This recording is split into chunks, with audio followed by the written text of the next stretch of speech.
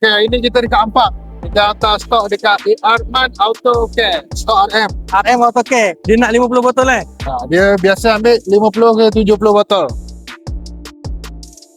Nampak siapa yang kata RM Auto Care ni susah nak jual dekat workshop. Owner workshop ni selamba je di stok. Tak ada masalah pun. Okay, sekarang kita baru selesai restock dekat ni lah, Arman Auto Care. Treatment ni bukan sahaja untuk kereta yang ada masalah gearbox. Treatment ni juga boleh merawat gearbox anda yang belum ada masalah gearbox tu. Macam kereta dah mileage 100,000 ke atas, sesuai lah guna treatment ni. Workshop ni, dia orang buat package tau. Bila dia servis minyak gearbox customer, so dia masukkan sekali treatment ni untuk penjagaan gearbox customer dia. Kepada workshop-workshop di luar sana, cepat dapatkan RM Auto Care untuk menambah nilai servis dekat workshop korang.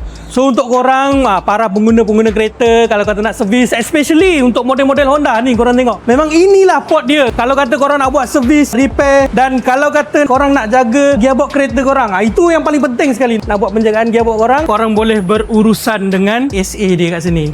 SA kat sini memang peramah lah. Abang-abang ni memang korang baik punya, okay? Dan kalau kata korang nak jaga gearbox korang pun, korang boleh datang dekat sini juga, dekat Arman Auto Care ni. Sebab Arman Auto Care ni adalah salah satu authorized dealer RM Auto Care. So korang boleh dapatkan transmission treatment kita dekat sini.